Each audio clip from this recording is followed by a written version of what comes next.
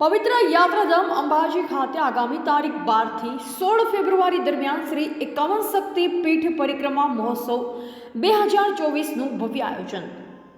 શ્રી 51 શક્તિપીઠ પરિક્રમા મહોત્સવના આયોજન સંદર્ભે પ્રવાસન વિભાગના અગ્ર સચિવ શ્રી હારી શુક્લાના અધ્યક્ષસ્થાને અધિકારીઓની બેઠક યોજાઈ.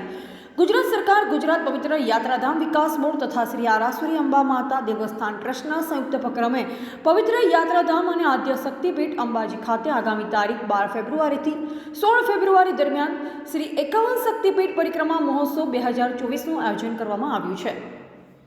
આ મહોત્સવના સુચારુ, સુવ્યવસ્થિત અને સુંદર આયોજન તથા વ્યવસ્થાઓના ભાગરૂપે કરવાની થતી કામગીરી માટે અંબાજી ખાતે પ્રવાસન વિભાગના અગ્ર સચિવ તથા બનાસકાંઠા જિલ્લાના પ્રભારી સચિવ શ્રી હારી શુક્લાની અધ્યક્ષતામાં અધિકારીઓ સાથે મીટિંગ યોજવામાં આવી.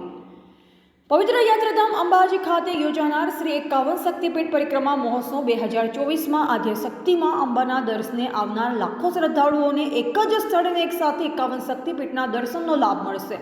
આ વર્ષે યોજાનાર આ મહોત્સવમાં ગુજરાત તથા અન્ય રાજ્યમાંથી મોટી સંખ્યામાં શ્રદ્ધાળુ ઉમટી પડશે. આ મહોત્સવમાં ખૂબ જ મોટી સંખ્યામાં શ્રદ્ધાળુઓ પરિક્રમા કરવા માટે આવશે.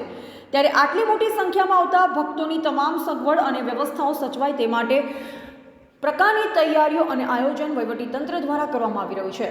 પ્રવાસન વિભાગના અગ્ર સચિવ શ્રી હારી શુક્લાએ 51 શક્તિપીઠ પરિક્રમા મહોત્સવમાં મા અંબાના દર્શને આવનાર દરેક શ્રદ્ધાળુઓની તમામ વ્યવસ્થાઓ સચવાયના પરિક્રમા તેમના માટે એક યાદગાર પ્રસંગ બની રહે તે પ્રકારનું આયોજન કરવા તમામ અધિકારીઓને અનુરોધ કર્યો છે.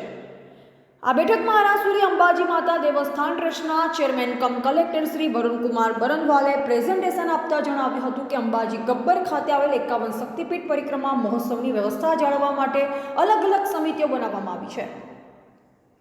તેમણે જણાવ્યું હતું કે આ મહોત્સવના દરેક દિવસે વિશેષ કાર્યક્રમનું આયોજન કરવામાં આવ્યું છે. જેમ કે મહોત્સવના પ્રથમ દિવસે પાલખી યાત્રા અને શંખનાદ યાત્રા, બીજા દિવસે પાદુકા યાત્રા અને ચામર યાત્રા, ત્રિશૂળ યાત્રા, જ્યોત યાત્રા તથા છેલ્લા દિવસે મહોત્સવ અને પુષ્પવૃષ્ટિ તથા સંસ્કૃતમાં અંતાક્ષરી જેવા વિવિધ કાર્યક્રમનું આયોજન કરવામાં આવશે. વધુમાં મહોત્સવ દરમિયાન દરરોજ ભજન, સત્સંગ, મહાઆરતી, વિવિધ સાંસ્કૃતિક કાર્યક્રમનું આયોજન તથા અંતિમ દિવસે દાતાશ્રીઓ, યજમાનશ્રીઓ તથા બ્રાહ્મણોનું સન્માન કરવામાં આવશે.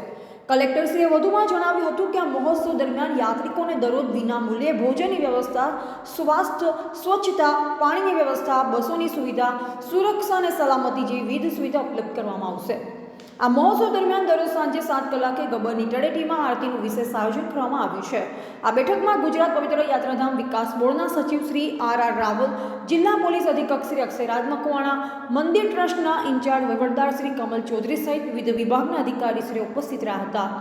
રિપોર્ટર મનુ પરમાર, સંબંધ ભારત ન્યૂઝ, દાતા.